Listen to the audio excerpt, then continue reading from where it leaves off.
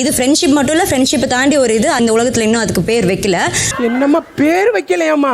என்னம்மா நீங்க இப்படி பண்றீங்களாமா? என்னை மற்றும் திருமணமான அமித்தை எங்களிடம் இருக்கும் நட்பை கொச்சைப்படுத்தி கலாய்த்து பேசியுள்ளார். உண்மை நாள் இது ஏன் நடந்தது அந்த படத்தை போடுங்க sir. Catch me if you can. அப்ப நீயா தான் இருக்கும்னு நினைக்கிறேன்.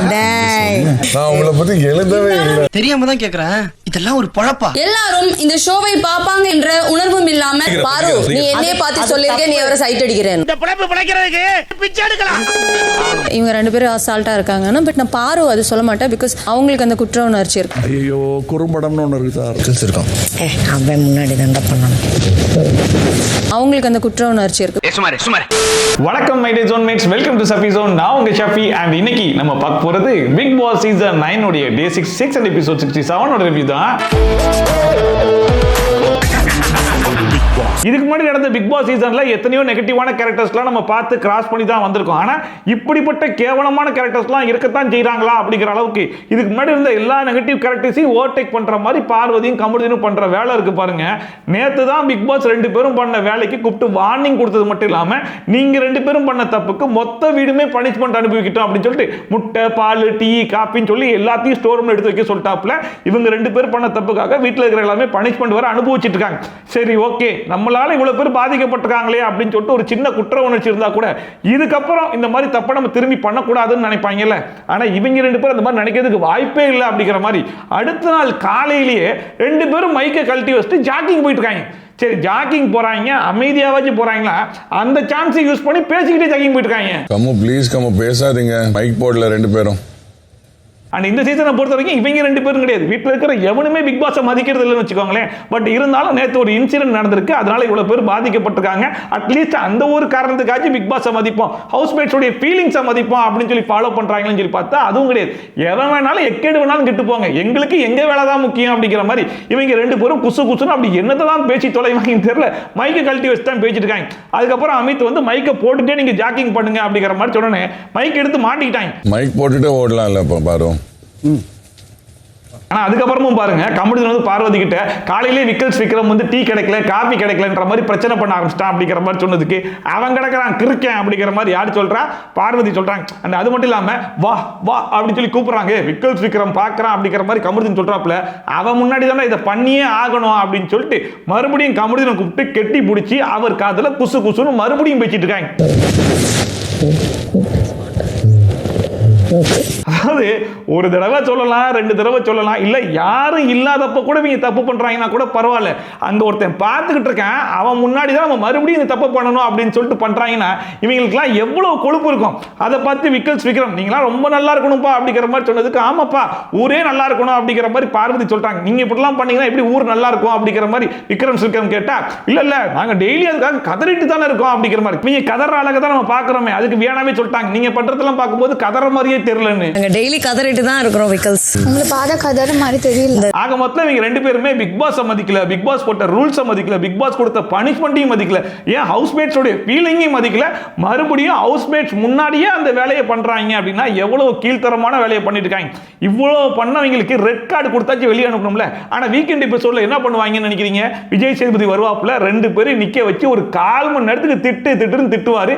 அதை 2 பேரும் அப்படியே வாங்கிக்கிட்டு அந்த நேரத்தில் மட்டும் மூஞ்சி அப்படி கீழே போட்டு அப்படி வச்சுட்டு சாரி மன்னிப்புலாம் கேட்டு முடிச்சதுக்கு அப்புறமா மறுபடியும் அதுக்கப்புறம் திருச்சி தான் வச்சிட்டு இருப்பாங்க. பிஞ்சி பிஞ்சி போற என்ன பண்ணுவாங்க? காரி துப்புவாங்களா? துப்புறா அண்ட் இவங்க 2 பேரும் இப்படி பண்ணக்கூடிய வேலைக்கு ஹவுஸ்மேட் சைடுல இருந்து எப்படிப்பட்ட ஒரு ரிஃப்ளெக்ஷன் இருக்கும் அப்படின்னு சொல்லி பாத்தீங்கன்னா, ஹவுஸ்மேட்ஸ் கையில வேற என்ன பவர் இருக்கு? வெறும் நாமினேஷன் வரும்போது உங்களை நாமினேட் பண்ண முடியும், அது மட்டும் தான். அண்ட் இதுக்கு முன்னாடி வரைக்கும் வேற காரணங்கள் சொல்லிட்டு இருந்தாங்க இல்லையா? வேணா அடுத்த வாரம் பாருங்க, 50 பேரும் இதையே ஒரு காரணமா சொல்லி நாமினேட் பண்ணுவாங்க. ஆனா 50 பேரும் சொல்லி வச்ச மாதிரி இவங்க 2 பேரும் மட்டுமே நாமினேட் பண்ணி விட்டாங்கன்னா அது கொஞ்சம் நல்லா இருக்கும். அது போக அவங்க 2 பேர் நாமினேட் பண்றாங்க பாத்தீங்களா, அவங்க மட்டும் தான் கூட நாமினேஷன்லயே வருவாங்க.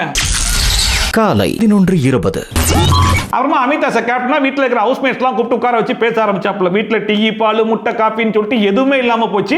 இதுக்கு முழுக்க காரணம் வந்து பார்வதியும் கமருதீனும் பண்ண தப்பு தான். நான் கூட என்ன நினைச்சேன்னா, சரி ரைட்டு, நம்மளால வீட்டில் இத்தனை பேர் பாதிக்கப்பட்டிருக்காங்க அப்படிங்கிற அந்த சின்ன குற்ற உணர்ச்சியை அவங்கள வந்து நூடுல்ஸ் ஆக்கிரும்னு சொல்லி பார்த்தா அவங்க அது மாதிரி ஃபீல் பண்ற மாதிரியே தெரியல அப்படிங்கிற அந்த உண்மையை சொல்லி முடிச்ச உடனே பார்வதி வந்து அது எப்படி நீங்க சொல்ல முடியும்? இங்க பாருங்க அமித், நீங்க சொல்றதுலாம் ரொம்ப தப்பு. அதாவது நாங்க ஒரு தப்பு பண்ணிட்டோம் அப்படிங்கிறதுக்காக 24 மணி நேரம் வந்து அழுதுகிட்டே இருக்க முடியும் அப்படிங்கிற மாதிரி கேட்டு கேட்டுட்டு இருக்காங்க. முழுக்க அப்படியே அமைதியா இருந்து அப்படியே எனக்கு ரொம்ப வருத்தமா இருக்கு அப்படின்னு எங்களை அழுதுட்டே இருக்க சொல்றீங்களா? அது தெரிஞ்சே தப்பு பண்றது அப்படிங்கிறது ஒரு கேட்டகரி, தெரியாம தப்பு பண்ணிட்டாங்க அப்படின்னு சொல்றது இன்னொரு கேட்டகரி. ஆனா இவங்க தெரிஞ்சும் தெரியாத மாதிரி ஒரு தப்பை பண்ணி வச்சிட்டாங்க. பிக் பாஸ் வந்து அதுக்கு பனிஷ்மெண்ட் கொடுத்தாப்ல. பனிஷ்மெண்ட் இவங்களுக்கு மட்டும் கொடுக்கல, வீட்டில் இருக்கிற எல்லாருக்கும் சேர்த்தே கொடுத்துட்டாங்க. இவங்களால மற்றவங்க எல்லாம் பாதிக்கப்பட்டிருக்காங்க. இதுக்கப்புறம் அந்த தப்பை பண்ணக்கூடாதுரா, அட்லீஸ்ட் இந்த வாரமாச்சும் நம்ம பண்ணக்கூடாதுரா அப்படின்னு நினைச்சாதான் மனுஷன் சொல்லலாம். ஆனா இவங்க அந்த தப்பை நம்ம மறுபடியும் பண்ணணும், அவங்க முன்னாடியே பண்ணணும் அப்படிங்கிற அளவுக்கு இறங்கி பண்ணிட்டு எப்படிதான் வாய் கூசாம பார்வதிலாம் வந்துட்டு நாங்க ஃபீல் பண்ணலன்னு உங்களுக்கு எப்படி தெரியுன்ற மாதிரிலாம் கேட்கறாங்கன்னு சத்தியமா புரியவே இல்லை. அப்ப கூட அமித் என்ன சொன்னாப்ல அப்படின்னா, தலையா நான் உங்க ரெண்டு பேருக்கும் பனிஷ்மெண்ட் கொடுக்கணும்னு நினைக்கிறேன், அந்த பனிஷ்மெண்ட்டை எனக்கு சஜஸ்ட் பண்ணதே வந்து ஆதிரையும் விக்ரம் தான் அப்படிங்கிற மாதிரி சொன்னாப்ல. அது என்ன பனிஷ்மெண்ட் சொல்லி பார்த்தா, இந்த வாரம் முழுக்க நீங்க ரெண்டு பேரும் பேசிக்கவே கூடாது அப்படின்னு சொல்லி அந்த மனுஷன் வாயை கூட மூடல. அது எப்படி நீங்க சொல்லுவீங்க, அதெல்லாம் நீங்க சொல்லக்கூடாது அப்படின்னு சொல்லிட்டு அதுக்கு மட்டும் வாய் ஃபர்ஸ்டே வருது. நீங்க ரெண்டு பேரும் இந்த வாரம் முழுக்க பேசக்கூடாது.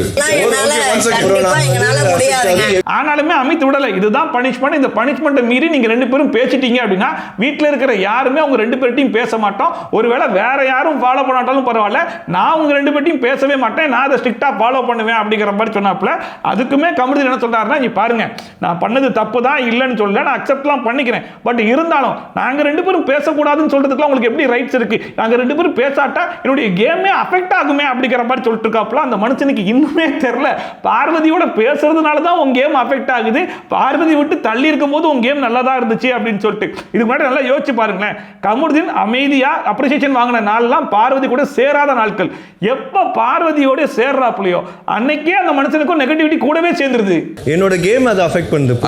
இதுல வேணா நினைக்கிட்டாங்கன்னா நீங்க ரெண்டு பேருமே எந்த ஒரு விஷயம் வெளியே போக கூடாது அப்படிங்கிற மாதிரி நீங்க நினைக்கிறீங்களோ அந்த விஷயத்தை வீட்டில் வச்சு பேசாதீங்க, வெளியே போனதுக்கு அப்புறம் பேசிக்கோங்க அப்படிங்கிற மாதிரி சொன்னாங்க. இதுல என்ன தப்பு இருக்குது? ஏன்னா இவங்க ரெண்டு பேரும் எந்த ஒரு விஷயம் மக்கள் கிட்ட போய் சேரக்கூடாது, மைக்ல ரெஜிஸ்டர் ஆயிடக்கூடாது அப்படிங்கிற மாதிரி நினைக்கிறாங்களோ அந்த ஒரு விஷயத்துக்கு மட்டும்தான் மைக்கை கழட்டி வச்சு பேசுறாங்க, மைக்கை மூடி வச்சு பேசுறாங்க. ஸோ அந்த ஒரு ரீசனால தான் அவங்க சொன்னாங்க. அதுக்குமே பார்வதி பாருங்க, இந்த ஷோல எதை பேசணும் எதை பேசக்கூடாதுன்னு சொல்றதுக்குலாம் உனக்கு ரைட்ஸ் கிடையாது, நாங்க எதை வேணாலும் பேசுவோம், நீங்க என்ன ப்ரொஜெக்ட் பண்ண பாக்குறீங்க அப்படின்னு சொல்லிட்டு இவங்க கேள்வி கேட்டுருக்காங்க.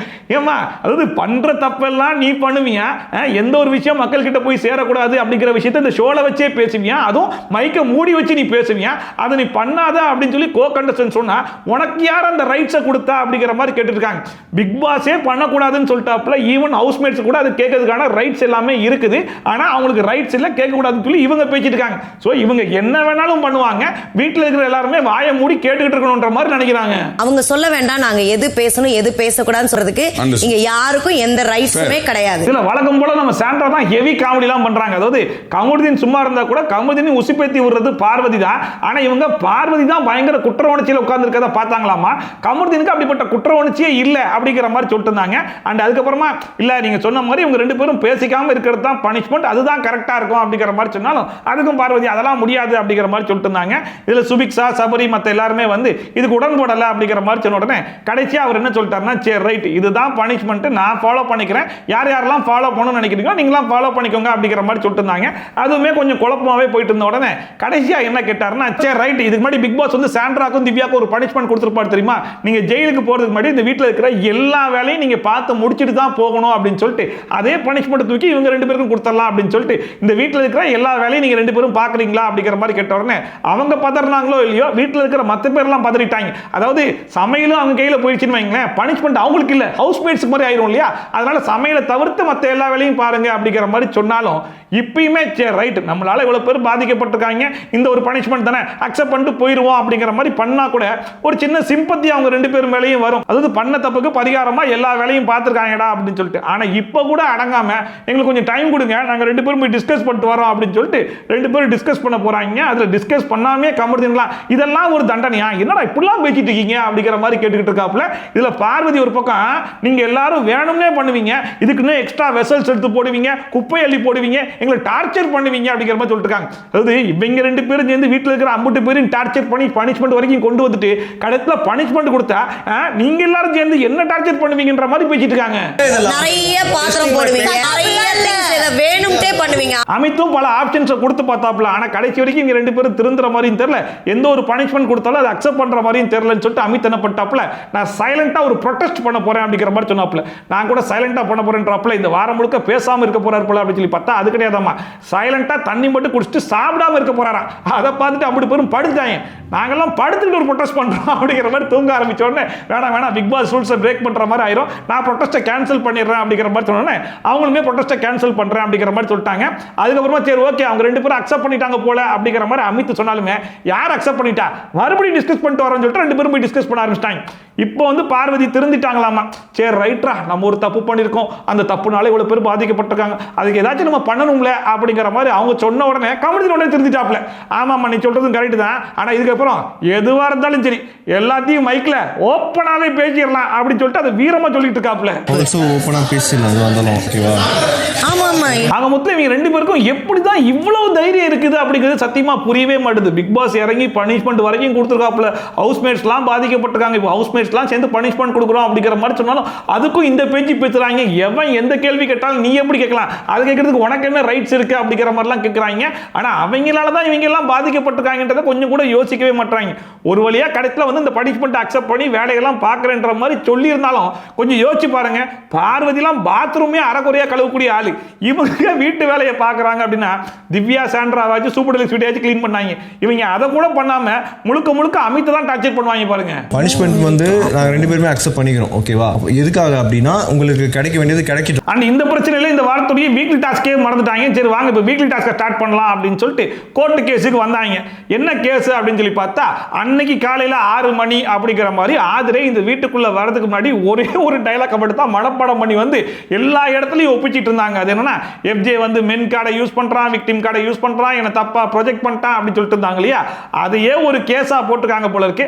அந்த கேஸை பிக் பாஸும் பார்த்தாப்புல சரி ரைட் இப்பயும் நம்ம எடுக்கலன்னு வையேன், இந்த சீசன் முழுக்க அந்த புள்ள அதை தான் சொல்லிட்டு இருக்கோம் அப்படின்னு சொல்லிட்டு அந்த கேஸை ஒரு வழியா அக்செப்ட் பண்ணிட்டாப்புல. சரி இந்த கேஸ் மூலியமா ஆதிரே அப்படி என்னதான் ரிசல்ட் எக்ஸ்பெக்ட் பண்றீங்க அப்படிங்கிற மாதிரி கேட்டா எங்க 2 பேருக்குள்ள ஒரு நல்ல பாண்டிங் இருந்துச்சு, அந்த பாண்டிங்கை யூஸ் பண்ணி என்ன தப்பா ப்ரொஜெக்ட் பண்றதுக்கு அவன் ட்ரை பண்ணான், அது அவனுடைய தப்பு தான் அப்படிங்கிற மாதிரி அவன் அக்செப்ட் பண்ணிக்கணுமா. எனக்கும் அவளுக்கும் இருந்தது ஒரு நல்ல பாண்ட் தான், அது நான் தான் வந்து இப்படி புரிஞ்சுக்காம இது பண்ணிட்டேங்கிறது அவங்க கிட்ட இருந்து எனக்கு வரணும், அது கிளியர் ஆகும். சோ கேஸ் அப்ரூவ் ஆயிடுச்சு. இப்போ 2 பேருமே லாயர்ஸை செலக்ட் பண்ணோம் இல்லையா. சோ ஆதிரை வந்து வழக்கம் போல அரோரா வந்து லாயரா செலக்ட் பண்ணிட்டாங்க. இந்த பக்கம் எஃப்ஜே பார்த்தா வழக்கம் போல விக்ரம தான் செலக்ட் பண்றாப்ல. இவங்க 2 பேர் தான் நேத்துமே வாதாடினாங்க, இன்னைக்குமே இவங்க 2 பேர் தான்ன்ற மாதிரி. இந்த வீட்டுல மத்தவங்க எல்லாம் பார்த்தா ஆளாவே தெரியலையா, அவங்க எல்லாம் பேசவே மாட்டாங்களா, இவங்க 2 பேர் தான் இந்த வீட்லயே பேசக்கூடிய ஆட்களான்ற மாதிரி தான் இருந்துச்சு. அண்ட் இவங்க 2 பேருமே ஜட்ஜஸையுமே சேர்த்து செலக்ட் பண்ணிக்கலாம் இல்லையா. சோ ஆதிரை வந்து சுபிக்ஷாவை செலக்ட் பண்ணாங்க, எஃப்ஜே வந்து அமித் ஜட்ஜை செலக்ட் பண்ணாப்ல.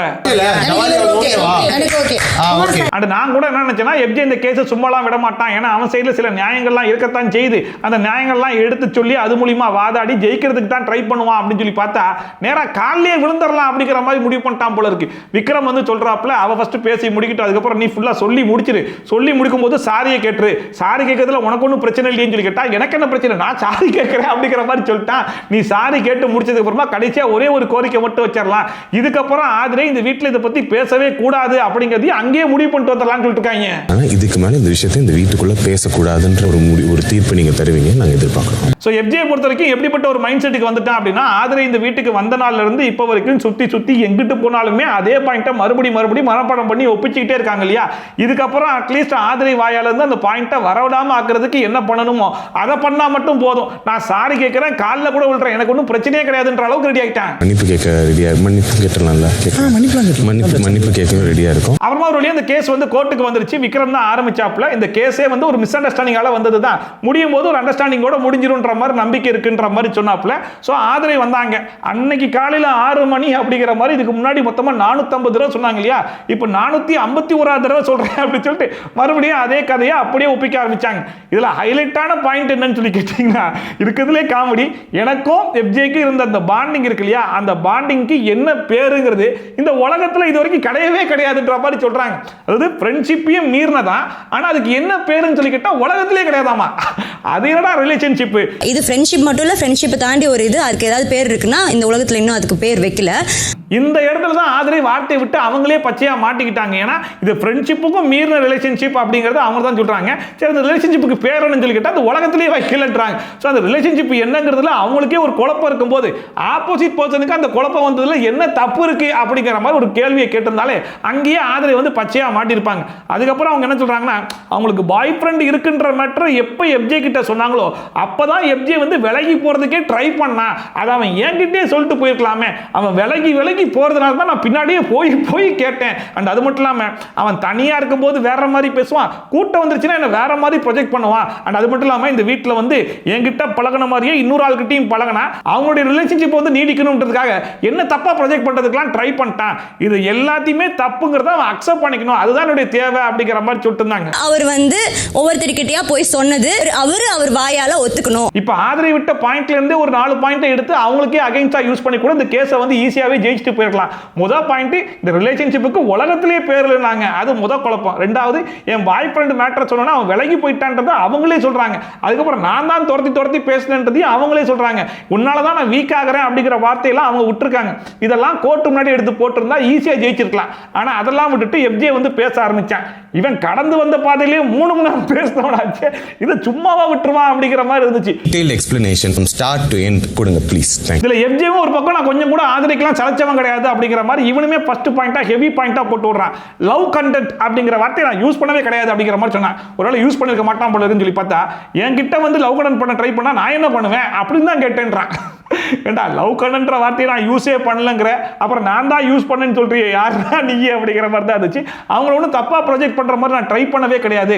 இந்த வீட்டுக்குள்ள இருக்கும்போதே நான் சொல்லிட்டேன், அவங்க வெளியே போனதுக்கு அப்புறம் பண்ணியிருந்தா அது தப்பு அப்படிங்கிற மாதிரிலாம் சொல்லிட்டு இருந்தான். கடைசியா எல்லாத்தையும் பேசி முடிச்சுட்டு ஒருவேளை அவங்களுக்கு தப்பா தோணி இருந்துச்சுன்னா I feel guilty, I are sorry அப்படிங்கிற மாதிரி உடனே சாரி கேட்டு காலில் விழுந்துட்டான். அவங்களுக்கு தப்பா புரிஞ்சிருந்ததுன்னா I am very sorry, I feel so guilty. இதுல எஃப்ஜே கடைசியா I feel guilty, I am sorry அப்படிங்கிற மாதிரி முடிச்ச உடனே ஜட்ஜே ஷாக் ஆயிட்டாப்ல. டேய் என்னடா உன்னை பத்தின விளக்கம் கொடுக்க சொன்னா நீயே வந்து நான் தான் தப்பு பண்ணன்ற மாதிரி ஒத்துக்கிறியே அப்படின்னு சொல்லிட்டு அப்ப அமித் வந்து என்னதான் சொல்ல வராரு அப்படிங்கிற மாதிரி கேட்டா விக்ரம் வந்து அவர் ஒத்துக்கிறாரு, எல்லா தப்பையுமே அவர் அக்செப்ட் பண்ணிக்கிறாரு. எங்க சைடுல இருந்து ஒரே ஒரு கோரிக்கை தான், இதுக்கப்புறம் இந்த வீட்டுக்குள்ள ஆதரே அந்த பாயிண்ட்டை மறுபடியும் பேசக்கூடாது அப்படிங்கிற மாதிரி கேட்டிருக்காங்க. அதாவது இதென்னமோ உண்மையான ஜட்ஜு மாதிரியும் இங்க ஒரு முடிவு எடுத்துட்டா அதை வந்து வீட்டுக்குள்ள போய் கண்டிப்பா ஃபாலோ பண்ணி தான் ஆகணும் அப்படிங்கிற மாதிரி இதுக்கப்புறம் ஆதரை பேசக்கூடாது அப்படிங்கிற மாதிரி கேட்ட உடனே அதுக்கு அமித்தே சொல்லிட்டாப்ல, அதெல்லாம் எப்படி நான் சொல்ல முடியும், அதை வந்து ஆதரை தான் முடிவு பண்ணணும். இங்க இப்போ என்ன கேஸ் நடக்குதோ அந்த கேஸுக்கான தீர்ப்பை தான் நான் கொடுக்க முடியும், நான் தீர்ப்பு கொடுக்க முடியும் தான் நீயே ஒத்துக்கிட்டியே, இதுக்கப்புறம் இந்த கேஸை எங்க இருந்து கொண்டு போறது அப்படிங்கிற மாதிரி கேட்க ஆரம்பிச்சிட்டாரு.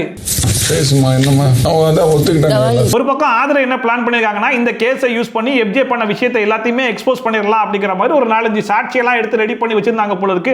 அவங்க வந்து சாட்சி சொல்ல எஃப்ஜே என்னென்ன வேலைகள்லாம் பண்ணிருக்காங்க பாத்தீங்களா, இதெல்லாம் தான் பண்ணிருக்கான், என்ன எப்படி எல்லாம் தப்பா ப்ரொஜெக்ட் பண்ணிருக்காங்க பாத்தீங்களா அப்படிங்கிற மாதிரி மக்களுக்கு எல்லாம் வெளிச்சம் போட்டு காட்டலாம் அப்படிங்கிற மாதிரி நினைச்சிருப்பாங்க போல இருக்கு. ஆனா இவன் தான் டப்புனு சாரி கேட்டு முடிச்சு விட்டான்ல, இந்த கேஸை இதுக்கப்புறம் கண்டினியூவே பண்ண முடியாது, கேஸே முடிஞ்சு போச்சு அப்படிங்கிற மாதிரி அமித் சொல்லிட்டாப்ல. ஆனாலுமே அரோரா வந்து இருந்தாலும் பரவாயில்ல, இப்போ ஒரு பேசினார்ல அதுல இருந்து கிராஸ் செக் பண்ணிக்கிறேன் அப்படிங்கிற மாதிரி சொன்னா நீ ஏமா கிராஸ் செக்லாம் பண்ணணும், அவன் தான் சாரி கேட்டானே, நான் பண்ணது தப்புன்னு ஒத்துக்கிட்டானே, ஒரு குற்றவாளி தப்பா அக்செப்ட் பண்ணிட்டானா அதுக்கப்புறம் இந்த கேஸை நீடிக்க முடியாதுமா, இது வந்து வேஸ்ட் ஆஃப் டைம், கோர்ட்டோட டைம் வந்து வேஸ்ட் பண்ணிருக்காங்க, இது வந்து செல்லாத கேஸ் அப்படிங்கிற மாதிரி சொல்லி கேஸே முடிச்சு விட்டாப்ல. ஃபைனலா இந்த கேஸ் வந்து ஆதரைக்கு சாதகமா தான் முடிஞ்சிருக்கு அப்படிங்கிற மாதிரி முடிச்சு விட்டாங்க. அவன்தான் ஜெயிச்சாச்சு. It goes in favour of ஆதரை. செல்லாத கேஸ் எல்லாம் எடுத்துட்டு வந்தீங்கன்னா நான் இன்னுமே ஆதரையை பொறுத்த வரைக்கும் இந்த கோர்ட் டாஸ்க் அப்படிங்கிறது நமக்கு கிடைக்கக்கூடிய ஒரு வரப்பிரசாதம். இதை யூஸ் பண்ணி எஃப்ஜேவை எப்படியாச்சும் எக்ஸ்போஸ் பண்ணி மொத்தத்தையும் முடிச்சு விட்டுறணும்டா அப்படிங்கிற மாதிரி எதிர்பார்த்தவங்களுக்கு கடத்துல அவன் சாரி கேட்டு பல்பு கொடுத்ததுனால அதை அக்செப்டே பண்ணிக்க முடியல. வெளியே வந்து வியானா கிட்ட பயங்கரமா புலம்பிட்டு இருக்காங்க, பாத்தியா அந்த கேஸை எப்படி டைலூட் பண்ணிட்டான் பாத்தீங்களா, கடத்துல அவன் சிம்பதி கிரியேட் பண்ணிட்டு போயிட்டான், நான் என்னென்னமோ யோசிச்சு வச்சிருந்தேன் எதையுமே பண்ண விடாம ஆக்கிட்டான் அப்படிங்கிற மாதிரி புலம்பிட்டு இருந்தாங்க. இன்னொரு பக்கம் பார்த்தா விக்ரம் வந்து அமித் கிட்ட சொல்லிட்டு இருக்காப்ல, ஆல்ரெடி இந்த விஷயத்தை வெளியே வச்சே பேசி அவன் சாரியே கேட்டுட்டான், அவன் அக்செப்டே பண்ணிக்கிட்டான், மறுபடியும் இந்த கேஸா கொண்டு வந்து பேசிட்டு இருக்காங்க அப்படிங்கிற மாதிரி சொல்லிட்டு இருந்தாங்க. இதுல எஃப்ஜேமே ஆமா நான் வந்து இந்த மாதிரிலாம் பண்ணல, ஒருவேளை உனக்கு அப்படி தோணுச்சுன்னா சாரின்ற மாதிரி அவகிட்ட கேட்டுட்டேன் அப்படிங்கிற மாதிரி சொல்றான். ஏற்கனவே வந்து தெளிவா வந்து ஐ அம் ஜென்யூன்லி வெரி சாரி. இந்த ஆதரே ஆவனா ஒரு பாயிண்ட் ஒன்னு சொல்லுவாங்க தெரியுமா, எஃப்ஜே இந்த வீட்ல என்கிட்ட எப்படி பழகுனானோ அதே மாதிரி தான் வியானா கிட்டயும் பழகுனா அப்படின்னு சொல்லிட்டு அதை நான் கிளியர் பண்ணிடுறேன்னு சொல்லிட்டு வியானா வந்து ஆதரிட்ட என்ன சொன்னாங்கன்னா, நான் சுபிக்ஷா விட்டு விலகி வந்திருக்கும் போது எஃப்ஜே என்கிட்ட பேச ஆரம்பிச்சான், அவன் நல்ல கேர் என்கிட்ட காமிச்சான், அதுதான் எங்க 2 பேருக்குள்ள போயிட்டு இருந்துச்சு அப்படிங்கிற மாதிரி சொல்லும் போது ஆதரே என்ன சொல்றாங்கன்னா, சரி ஓகே பேசினா பழகுனா எல்லாம் ஓகே தான், அப்புறம் இதுக்கு தப்பா ப்ரொஜெக்ட் ஆயிருன்ற மாதிரி சொன்னா அப்படிதான் கேட்கும்போது என்கிட்ட அவன் அப்படி சொல்லலையே உங்ககிட்ட தான் அப்படி சொல்லிருக்கான்னு சொல்லி கேட்டா இல்ல ஜெயில வச்சு சொன்னா அப்படிங்கிற மாதிரி சொல்லிட்டு இருந்தாங்க. ஜெயில வச்சு அவன் சொல்லல, அது ஏன் பிரச்சனை நான் தான் சொல்லிட்டு இருந்தேன் அப்படிங்கிற மாதிரி சொன்னாங்க. சரி அதெல்லாம் விடுன்னு சொல்லிட்டு கடைசியா ஆதரே ஒரு நல்ல பாயிண்ட் ஒன்று கேட்டாங்க. அது என்னன்னா, அதாவது தப்பா ப்ரொஜெக்ட் ஆயிரும் அப்படிங்கிற மாதிரி என் கேஸ்ல சொல்றான்ல, அது ஏன் உன் கேஸ்ல நடக்கல அப்படிங்கிற மாதிரி கேட்டாங்க. அதாவது எஃப்ஜே என்ன சொல்றான், அதாவது இந்த வீட்டுக்குள்ள எனக்கு ரிலேஷன்ஷிப்பே வேணாம், யாரும் யாரு கூடயும் ஒரு ரிலேஷன்ஷிப்பே வச்சுக்க கூடாது, எந்த ஒரு ரிலேஷன்ஷிப்பா இருந்தாலும் இந்த வீட்டுக்கு வெளியே தான் வச்சுக்கணும்ன்ற மாதிரி சொல்றான்ல, ஆதரை விட அதனால தான் விலகி வந்தேன்னு சொல்றான். பேசுறான். ஆனா அதுக்கப்புறம் வியானா கிட்ட அந்த மாதிரி ரிலேஷன்ஷிப் அவன் ட்ரை பண்ணிட்டு இருந்தான் பாத்தீங்களா, அது தப்பு தான். அந்த ஒரு பாயிண்ட் மட்டும் தான் ஆதரை கேட்கறதுல நியாயமா இருக்குதோன்ற மாதிரி இருந்துச்சு. என்கிட்ட இருந்தது தப்புன்னா அப்ப உங்ககிட்ட இருந்ததே அவன் தப்புன்னு தானே நினைச்சிருக்கணும். அப்ப என்ன ப்ளே பண்ண ட்ரை பண்றாங்கிறது தான் என்னோட क्वेश्चन. ஒரு கோர்ட் டாஸ்க், இந்த கோர்ட் டாஸ்க்ல ஜட்ஜ்னு 2 பேர் உட்கார்ந்திருக்காங்க. சோ அவங்க பாயிண்ட் ஆஃப் வியூல இருந்து ஒருத்தன் வந்து நான் தாங்க குற்றவாளி, எல்லா தப்பையும் நான் தாங்க பண்ணேன், நான் அக்செப்ட் பண்ணிக்கிறேங்க அப்படிங்கிற மாதிரி சொல்லிட்டா கேஸ் அங்கேயே முடிஞ்சு போச்சுல. டைரக்டா தீர்ப்பு தானே கொடுப்பாங்க. அப்படிலாம் விடக்கூடாது. அவன் என்னென்ன தப்பு பண்ணானோ எல்லா தப்பையும் எக்ஸ்போஸ் பண்ணுங்க, வாங்க எல்லா கேள்வி கேளுங்க, சாட்சியை கூட்டு வாங்க, ப்ரூஃப் எடுத்துட்டு வாங்கன்னு சொல்லிட்டு கேஸ அதுக்கப்புறமா கன்னியூ பண்ணுவாங்க. அதுக்கப்புறம் கன்னியூ பண்ணாலும் ஃபர்ஸ்டே ரிசல்ட் வச்சுட்டு யாராச்சும் கேஸ் நடத்துவாங்களா? ஸோ அதை தான் வந்து அமித் பண்ணாப்ல. ஆனாலும் ஆதிரி அங்கேருந்து வந்து நீங்க ஏன் எங்களை பேச விடாம கட் ஷாட் பண்ணீங்க, எங்களை விட்டுருந்தா அவனை எக்ஸ்போஸ் பண்ணிருப்போம், நீங்க தான் தேவையில்லாத வேலை பார்த்துட்டீங்கன்ற மாதிரி பேசிட்டு இருக்காங்க. அமித்தும் எவ்வளவோ எடுத்து சொல்றாப்ல, ஏமா கேஸே முடிஞ்சு போச்சு, அவன் குற்றத்தை அக்செப்ட் பண்ணிட்டான், இதுக்கப்புறம் எப்படி என்னால கன்னியூ பண்ண முடியும்னு சொல்லி கேட்டா நீங்க கன்னியூ பண்ணிருக்கணுங்க. அதான் சுபிக்ஷா சொன்னாங்கல்ல பக்கத்துல இருந்து, சுபிக்ஷா சொன்னாங்கன்னா அவங்க புரியாம சொன்னாங்கங்க, அவங்களும் ரொம்ப ஸ்ட்ராங்கா சொல்லல, அவங்க சொன்னாங்கல்ல நீங்க விட்டுருக்கணும், நீங்களும் அவனுக்கு சேர்ந்து சப்போர்ட் பண்ணி தான் இந்த வேலையை பார்த்துட்டீங்கன்ற மாதிரி. இது யார் சொல்றா? ஆதரை மட்டும் கிடையாது, கூட சேர்ந்து பார்வதியும் சொல்லிட்டு இருக்காங்க. வந்து ஒரு விஷயத்தெல்லாம் வந்து சொல்லணும், இவங்க இதெல்லாம் பண்ணிருக்காங்க அப்படின்னு சொல்லிட்டு வர அந்த நோக்கத்தை கெடுத்துட்டீங்க. எஃப்ஜே தான் சொன்னா கோர்ட் டாஸ்க்கு முன்னாடியே ஆதரை கிட்ட பேசி நான் சாரி எல்லாம் சொல்லிட்டேன் அப்படி சொல்லிட்டு, இருந்தாலுமே ஆதரை விடாம கோர்ட் கேஸ்னு சொல்லி வரும்போது அங்கேயும் இந்த கேஸை கொண்டு வந்து அங்கேயுமே எஃப்ஜே வந்து சாரி சொல்லி முடிச்சிட்டான். பிரச்சனை முடிஞ்சா அதோட விட்டு போயிடலாம்ல. ஆனா எஃப்ஜே பாருங்க மறுபடியுமே போயிட்டு ஆதரை கிட்ட சமாதானம் பேசிட்டு இருக்கான். யாரா இவன் அப்படிங்கிற மாதிரி தான் இருந்துச்சு. அந்த புள்ள மறுபடியும் கேட்குது என்னதுக்கு தப்பா ப்ரொஜெக்ட் பண்ணனு, இவன் இல்லங்கிறான். சரி ரம்யா கூப்பிட்டு கேட்பான்னு சொல்லி கேட்டா ரம்யா கூப்பிட்டா, ரம்யா அங்கேருந்து வந்தாங்க, 100 கேமரா முன்னாடி காதல் பண்ணலாம் வா அப்படிங்கிற மாதிரி கூப்பிட்டா என்னால எப்படி போக முடியுன்ற வார்த்தையை அவன் சொன்னானா இல்லையான்னு சொல்லி கேட்டா ரம்யா வந்து ஆமான்ட்டாங்க. அப்படியே ஆமாவா, எனக்கு இன்னும் ஞாபகம் இல்லை, சரி ஓகே வெளியே போய் ஃபுட்டேஜ் பார்த்துக்கலாம், வெளியே வந்து நீ என்கிட்ட பேசணும்னு நினைச்சா பேசு, இல்லைன்னா ஓ இஷ்டம் அப்படின்னு சொல்லிட்டு கிளம்பிட்டான். சரி இப்பயாச்சும் ரோஷா வந்துருவான்னு சொல்லி பார்த்தா கட் பண்ணி ஓப்பன் பண்ணா மறுபடியும் ஆதரி கிட்ட தான் வந்திருக்கேன். இந்த வாட்டி அரராவை சமாதானம் பண்றதுலாம் கூட்டு வந்திருக்கேன். அவன் பேசினா நான் பேசுறேன், நார்மலா தான் இருக்கேன். ஆதரை ரீஎன்ட்ரி கொடுத்தனால இருந்து இப்போ வரைக்குமே ஒரே விஷயத்தை தான் மறுபடியும் எல்லா இடத்துலையும் எடுத்து பேசிக்கிட்டே இருக்கா. அது மட்டும் இல்லாம ஆதரை வெளியே இருந்து ஷோ பார்த்துட்டு வேற உள்ள வந்திருக்கா. ஒருவேளை அது தப்பா போயிருக்குமோ, அவன் மேல ஒரு நியாயம் இருக்குமோ, எப்படி ப்ரொஜெக்ட் ஆச்சோ என்னவோ தெரியல அப்படிங்கிற பயம் வந்து எஃப்ஜேக்கு வந்துருச்சு போல இருக்கு. இந்த விஷயத்தை இதுக்கு மேல பேசி பேசி ஊதி பெருசாக்காம எப்படியாச்சும் சால்வ் பண்ணி இதுக்கப்புறம் ஆதரையை இந்த பிரச்சனையை பத்தி பேச விடாம ஆக்கிரணும் அப்படிங்கிற ஒரே ஒரு குறிக்கோள்ல தான் இவன் போயிட்டு மறுபடியும் சமாதானம் பேசிட்டு இருக்கான் அப்படிங்கிற விஷயம் மட்டும் நல்லாவே தெரிஞ்சு. இப்ப கூட விடாம மறுபடியும் போய் கெட்டிலாம் பிடிச்சி சமாதானம் படுத்திட்டு இருக்கான். அப்புறம் அடுத்த கேஸ் எடுத்துருந்தாங்க. இந்த கேஸ் யார் மேல போட்டிருக்கான்னு சொல்லி பார்த்தா பார்வதி வந்து அதே எஃப்ஜே மேல போட்டிருக்காங்களா. என்ன கேஸ் அப்படின்னு சொல்லி பார்த்தா, தொலைக்காட்சி என்று கூட பாராமல், எல்லோரும் இந்த ஷோவை பார்க்கிறார்கள் என்று கூட பாராமல், திருமணமான அமித்துக்கும் எனக்கும் உண்டான நட்பை கொச்சைப்படுத்தும் வகையில் கலாய்த்துள்ளார். லவ் கண்ணன் பண்ணி தான் ஷோவை நகர்த்துகிறேன் என்று ஆங்காங்கே சொல்லி என்னை கொச்சைப்படுத்தி உள்ளார் அப்படிங்கிற மாதிரி 2 கம்ப்ளைண்ட் எடுத்து வச்சிருக்காங்க. என்னை மற்றும் திருமணமான அமித்தை எங்களிடம் இருக்கும் நட்பை கொச்சைப்படுத்தி கலாய்த்து பேசியுள்ளார். ஓப்பனிங் லைன் தான் ஹெவியா இருந்துச்சு பாத்தீங்களா. தொலைக்காட்சி என்று கூட பாராமல், எல்லாரும் இந்த ஷோவை பார்க்கிறார்கள் என்று கூட பாராமலா. அதாவது இது 2 அவங்களுக்கு ஞாபகம் இருக்கு அப்படின்னா இந்த வீட்டில் பல வேலைகளை முதல்ல அவங்க பண்ணிருப்பாங்களா. இருக்கிற கேவலமான கீழ்த்தரமான வேலைகள்லாம் அவங்க பார்த்துட்டு இப்ப தொலைக்காட்சியா மக்கள் பார்க்கறாங்கன்றதெல்லாம் இப்பதான் தெரியுது போல இருக்கு. தொலைக்காட்சி என்றும் பாராமல் இந்த ஷோவை பாப்பாங்க என்ற உணர்வும் இல்லாமல். இதுல ஹைலைட்டான காமெடி என்னன்னு சொல்லி பாத்தீங்கன்னா, இந்த கேஸ் வந்து கோர்ட்டுக்குள்ள போறதுக்கு முன்னாடி விக்ரம் வந்து பார்வதி கிட்ட ஒரு கிராஸ் செக் பண்ணிக்கலாம் அப்படின்னு சொல்லிட்டு, இப்ப எஃப்ஜே மேரேஜ் ஆன ஒரு ஆளை பார்த்து கமெண்ட் அடிச்சிட்டான்றது தான குற்றச்சாட்டா இருக்கு. அந்த மாதிரி நீ ஏதாச்சும் பண்ணிருக்கேன்னு சொல்லி கேட்கும்போது நான் ஏன் அப்படிலாம் பண்ண போறேன் அப்படிங்கிற மாதிரி கான்ஃபிடென்ட்டா பேசினாங்க. சரி ரைட், பார்வதி அந்த மாதிரிலாம் பேசினது இல்லைன்னு வச்சுப்போமே. ஆனா இப்ப குற்றச்சாட்டு என்ன, பார்வதியும் கல்யாணம் அமித்தையும் சேர்த்து வச்சு பேசிட்டான் அப்படிங்கிறது தானே எஃப்ஜே மேல வச்சிருக்க குற்றச்சாட்டு. ஆனா இதே அமித் கிட்ட பார்வதி என்ன தெரியுமா கேட்டிருக்காங்க, வீக்கெண்ட் எபிசோட்ல விக்ரம் வந்து ஒரு மொட்டைக்கடுதாசி எழுதிருப்பாப்ல. அந்த மொட்டைக்கடுதாசியில உன் மேல எனக்கு லவ் இருக்கு, அந்த லவ் நான் வெளியே வந்து எக்ஸ்பிரஸ் பண்றேன் அப்படிங்கிற மாதிரி எழுதிருப்பாப்ல.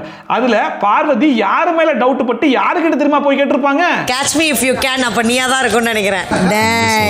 நான் உங்களை பத்தி எழுதவே இல்லை. அதாவது மேரேஜ் ஆன ஒருத்தரோட சேர்த்து வச்சு பேசிட்டானே அப்படின்னு சொல்லி கேள்வி கேட்கக்கூடிய அதே பார்வதி தான் அமித் கிட்ட போயிட்டு நீ தானே அந்த லெட்டர் எழுதுன, உண்மையை சொல்லி அப்படிங்கிற மாதிரி கேட்கறாங்க. அப்ப பார்வதிக்கு தெரியல போல இருக்கு அமித்துக்கு கல்யாணம் ஆயிடுச்சு, அவங்களுக்கு ஒரு ஒய்ஃப் இருக்காங்கன்னு.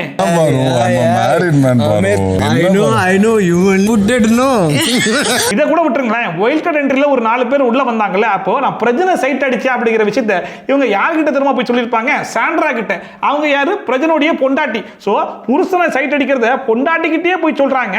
கேட்டா ஃபன்னுக்கு சொன்னாங்களாமா. ஆனா கல்யாணம் ஒருத்தரோட இவரை சேர்த்து வச்சு அடிக்கிற கமெண்ட் மட்டும் சீரியஸாமா, அது உங்களுக்கு ஹர்ட் ஆகுதாமா? பாரு நீ என்னைய பார்த்து சொல்லிருக்க, நீ அவரை சைட் அடிக்கிறேன். ஆக்சுவலா பார்வதி கொண்டு வந்திருக்க இந்த கேஸ் கோர்ட்ல பெருசா நிக்கிறதுக்கான வாய்ப்பே இல்லை. ஏன்னா இதை வெளியே வச்சு டிஸ்கஸ் பண்ணும்போது எஃப்ஜே ரொம்ப ஓப்பனாவே சொல்லிட்டான், ஆமா அவங்க 2 பேரும் நான் கலாய்ச்சேன், அது அவங்களுக்கு ஹர்ட் ஆயிடுச்சு அப்படிங்கிற மாதிரி தெரிஞ்ச உடனே 2 பேர்ட்டையுமே போய் சாரியும் கேட்டேன், இதுக்கப்புறம் நான் பேச மாட்டேன்னு சொன்னேன், அன்னையில இருந்து இப்போ வரைக்கும் பேசவே இல்லை அப்படிங்கிற மாதிரி எஃப்ஜே மட்டும் இல்ல பார்வதியும் சொல்றாங்க, அமிதும் சொல்லிட்டாங்க. சோ முடிஞ்சு போன பிரச்சனையை தான் மறுபடியும் தோண்டி எடுத்து கோர்ட்டுக்கு கொண்டு வந்திருக்காங்க அப்படிங்கிறது நல்லாவே தெரிஞ்சுச்சு. மாலை 6:15. ஸோ ஃபர்ஸ்ட்டாக பார்வதி தான் ஸ்டார்ட் பண்ணாங்க. கிச்சனில் வச்சு ரொம்ப ஒரு ஃபன்னான கான்வர்சேஷன் தான் போயிட்டு இருந்துச்சு. நான் காரில் லாங் டிரைவ் போகும்போது பக்கத்தில் இருக்கவங்க தான் ஜிபிஎஸ் போடுவாங்க, பாட்டு போடுவாங்க, என் வண்டிக்கு பெட்ரோல் கூட அவங்க தான் போடுவாங்க அப்படிங்கிற மாதிரிலாம் சொல்லிட்டு, அமித் நீங்கள் வேணா வாங்கலே அப்படிங்கிற மாதிரி தான் சொன்னேன். உடனே எஃப்ஜே வந்து அவர் ஒரு மேரிட் மேன் கூட பார்க்காம நீ அவர் வந்து லாங் டிரைவுக்கு டேட்டிங் கூப்பிடுறியா அப்படிங்கிற மாதிரி ஒரு கமெண்ட்டை பாஸ் பண்ணா, அது வந்து எனக்கு ஹர்ட் ஆயிடுச்சு. உங்கள் 2 பேருக்கும் நல்ல கெமிஸ்ட்ரி இருக்கு அப்படிங்கிற மாதிரி சொன்னா, அதுவுமே எனக்கு ஹர்ட் ஆயிடுச்சு. அது மட்டும் இல்லாமல் நான் வந்து லவ் கண்டென்ட் மட்டுமே வச்சு நகர்த்தி கொண்டு போறேன் அப்படிங்கிற மாதிரி சொல்றான். இதெல்லாம் அக்செப்டே பண்ணிக்க முடியாது. இதெல்லாம் தான் எஃப்ஜே மேல வைக்கக்கூடிய குற்றச்சாட்டு அப்படிங்கிற மாதிரி சொல்லிட்டு இருந்தாங்க. அமித்துக்கும் பாருக்கும் ஒரு நல்ல கெமிஸ்ட்ரி ஒன்னு போகுது. அப்ப சபரி வந்து பார்வதி கிட்ட உங்களுக்கு ஹர்ட் பண்ணிட்டான் அப்படிங்கிற மாதிரி சொல்றீங்கல்ல, அதுக்கு அவன் சாரி கேட்டானான்னு சொல்லி கேட்டதுக்கு அவன் சாரி எல்லாம் கேட்கல, இதுக்கப்புறம் இந்த மாதிரி பண்ண மாட்டேன்றதை மட்டும் சொன்னா அப்படிங்கிற மாதிரி சொன்னாங்க. சரி சொன்னதுக்கு அப்புறம் பண்ணானான்னு சொல்லி கேட்டதுக்கு பண்ணல அப்படிங்கிற மாதிரி அவங்களே சொல்லிட்டாங்க. உங்க 2 பேரையும் சேர்த்து ஏதாவது தப்பா பேசினாரா? இதுக்கு அப்புறம் அவர் வந்து பேசல. அந்த எஃப்ஜே வந்து நான் அமித் கிட்டையும் சாரி கேட்டேன், பார்வதி கிட்டையும் சாரி கேட்டேன், இதுக்கப்புறம் இந்த மாதிரி பேச மாட்டேன்னு சொன்னதுல இருந்து இப்போ வரைக்கும் நான் பேசவே இல்லை அப்படிங்கிற கன்ஃபர்மேஷன் அவனே வந்து கொடுத்தான். சோ இப்போ வரைக்கும் போன ஆர்குமெண்ட் படி பார்க்கும்போது எஃப்ஜே சைடுல தான் ஒரு நியாயம் இருக்க மாதிரி இருந்துச்சு. ஏன்னா சாரி கேட்காம இருந்தா தான் தப்பு. சாரியும் கேட்டாச்சு, இதுக்கப்புறம் பேச மாட்டேன்னு சொல்லிட்டான், பேச மாட்டேன்னு சொல்லி மறுபடியும் அதே பத்தி பேசிக்கிட்டு இருக்கான் அப்படிங்கிற மாதிரி சொல்லும்போது தான் அது லேபிளிங் பிராண்டிங் அப்படிங்கிற கேஸ்லயே வரும். ஆனா அவன் அதையும் பண்ணல. சோ அவனுக்கு தான் சாதகமா வரப்போகுது போல அப்படிங்கிற மாதிரி நினைச்சுக்கிட்டு இருக்கும்போது அதை எப்படி விட்டுருவேன், என் வாய் தானே எனக்கே சனி அப்படிங்கிற மாதிரி எஃப்ஜே தவளை தன் வாயால் கெடுன்ற மாதிரி அவனே கடந்து உளறான். திருமணமான நபர், திருமணம் ஆகாத நபர் அப்படின்லாம் போடல. ஃபர்ஸ்ட் என்ன சொல்றானா, நான் மேரிட் அன்மேரிட் அப்படிங்கிற மாதிரிலாம் யாரையும் பார்க்க மாட்டேன், எல்லாரையுமே கண்டஸ்டன்ட்டா தான் பார்ப்பேன் அப்படிங்கிற மாதிரி சொல்றான். ஆனா அவன் என்ன டைலாக் சொல்லலாம் அப்படின்ற மாதிரி அவன்கிட்டயே கேட்டா, மேரிட் மேன் கூட பார்க்காம நீ லாங் டிரைவுக்கு டேட்டிங் கூட்டு போவியா அப்படிங்கிற மாதிரி தான் கேட்டேன்றது அவனே சொல்றான். ஸோ அவன் சொன்ன டைலாக்லயே கல்யாணம் ஆனவர் அப்படிங்கிறது பதிவாயிருச்சு. ஆனா கல்யாணம் விஷயமே எனக்கு தெரியாதுன்ற மாதிரி சொல்றான். டேட் அப்படின்ற மாதிரி சொன்னீங்களே அது என்னன்னு சொல்லி கேட்டா 6ஆம் தேதி 7ஆம் தேதின்னு சொல்லுவாங்களே அந்த டேட்டை சொன்னேன் அப்படிங்கிற மாதிரி பேசிட்டு இருந்தான். சரி ரைட் அப்படிங்கிற மாதிரி பார்த்துட்டு போனதுக்கு அப்புறமா ஒரு டேட் வரும்ல சார், 7ஆம் தேதி 8ஆம் தேதி. ஓ அந்த டேட், ஓ 7ஆம் தேதி. சோ ஃபைனலா அருள் என்ன சொல்லிட்டாங்கன்னா, நீங்க இவ்வளவு பொய் சொன்ன ஒரே காரணத்தினாலேயே உங்களுக்கு சாதகமா வர வேண்டிய தீர்ப்பை நான் பார்வதிக்கு சாதகமா கொடுக்குறேன் அப்படிங்கிற மாதிரி சொல்லிட்டாங்க. சரி ஓகே, ஃபர்ஸ்ட் தீர்ப்பு தான் அப்படி போயிடுச்சு. 2வது தீர்ப்பு என்னவா வர போகுதுன்னு சொல்லி பார்த்தா திவ்யா அந்த தீர்ப்பு வந்து சொல்றாங்க, பார்வதி வந்து லவ் கண்டென்ட் மட்டுமே பண்ணல, இந்த வீட்டுல நிறைய விஷயங்கள் பண்ணிருக்காங்க அப்படிங்கிறது நம்ம எல்லாருக்குமே தெரியும், அதுவுமே அவங்களுக்கு சாதகமா கொடுக்குறேன் அப்படிங்கிற பேர்ல 2மே இவனுக்கு சாதகமா வர வேண்டிய தீர்ப்பை பேசி ஒளரியே அகைன்ஸ்டா மாத்தி விட்டான். அதை தாண்டி அவங்க இந்த ஷோக்கு நிறைய விஷயங்கள் பண்ணியிருக்காங்க அப்படிங்கிறது என்னோட தீர்ப்பு.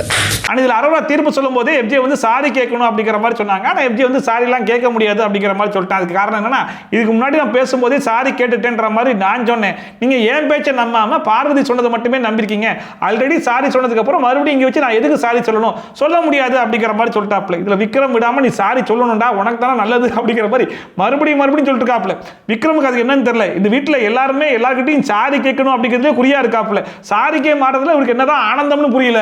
பாத்தீங்களா கோட்டாஸ் போயிட்டு இருக்கும்போது எல்லாரும் மாறி மாறி பேசுறாங்க அப்படிங்கிறதுனால எஃப்ஜே வந்து நானும் அந்த டெக்கரம் எல்லாம் ஃபாலோ பண்ண மாட்டேன், ஏன்னா யாருமே ஃபாலோ பண்ணல அப்படிங்கிற மாதிரி பேசிட்டு இருந்தானே. அப்போ வந்து பார்வதி பாத்தியா இதான் 8th ஸ்டாண்டர்ட்னு சொல்லுவாங்க அப்படிங்கிற மாதிரி சொல்லிருக்காங்க. இதுக்கு முன்னாடியே துஷாரை வந்து 5th ஸ்டாண்டர்டா 6th ஸ்டாண்டர்டா அப்படிங்கிற மாதிரிலாம் சொல்லி வாங்கி கேட்டுக்கிட்டாங்க. இருந்தாலும் மறுபடியும் அதே மாதிரி ஒரு வார்த்தை தான் இங்கேயும் யூஸ் பண்றாங்க. அதுக்கு எஃப்ஜே வந்து ஆமா நீ லவ் கண்டன் தானே பண்ற, மைக்க மூடி பேசுனீ, அதான் லவ் கண்டனால தானே அப்படிங்கிற மாதிரி சொல்லிட்டு இந்த பாயிண்ட்லாம் நீ இங்க வந்து சொல்றதுக்கு பதிலாக அங்கேயே சொல்லியிருந்தா கூட உனக்கு சாதகமா தீர்ப்பு வந்திருக்குமே, எல்லாம் முடிஞ்சதுக்கு அப்புறம் வந்து பேசுறானே அப்படிங்கிற மாதிரி இருந்துச்சு.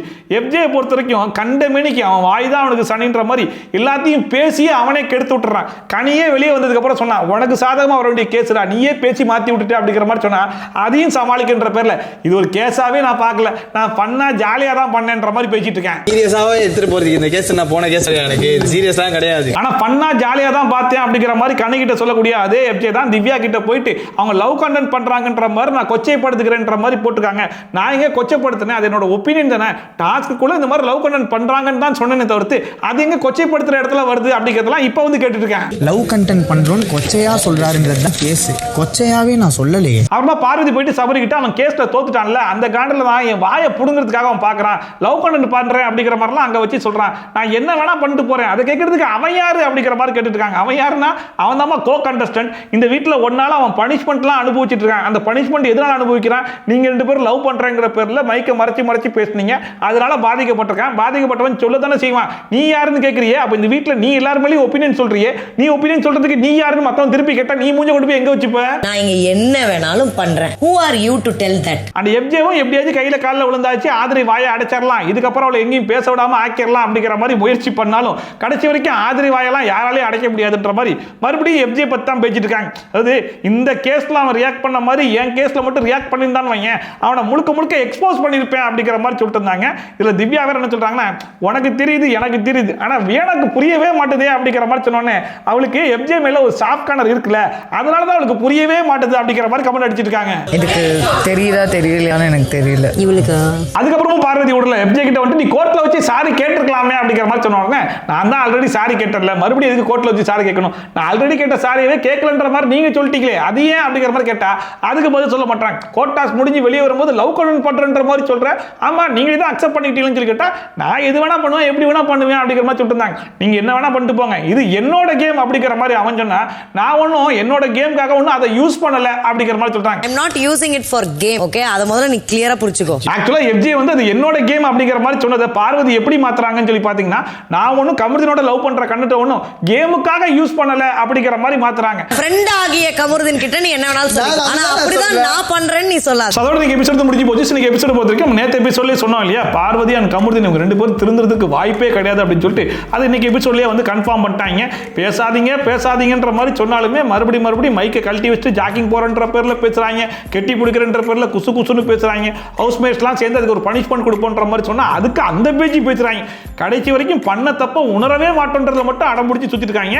இவ்வளவு பண்ற இந்த 2 பேருக்கு வீக்கெண்ட் எபிசோட்ல எப்படிப்பட்ட ஒரு ட்ரீட்மெண்ட் கொடுக்க போறாரு அப்படிங்கறத பார்க்கிறதுக்கு ரொம்பவே ஆவலா காத்துக்கிட்டு இருக்கேன். அதாவது ரெட் கார்டு கொடுக்க மாட்டேங்கிறது கன்ஃபார்மா தெரியும், அட்லீஸ்ட் ஒரு எல்லோ கார்டாச்சும் எடுத்து வந்து காமிச்சாதான் பார்க்குற ஆடியன்ஸுக்கு கொஞ்சமாவது திருப்தியா இருக்கும். என்ன பண்ண போறாங்க ஏது பண்ண போறாங்கன்றத பொறுத்து இருந்தா பார்க்கணும். அதுக்கப்புறமா 2 கேஸ்லயுமே எஃப்ஜே தான் போட்டு அடின்னு அடிச்சாங்க. ஃபர்ஸ்ட் கேஸ்ல கேஸே நடத்த விடாம காலில் விழுந்து முடிச்சு விட்டாங்க.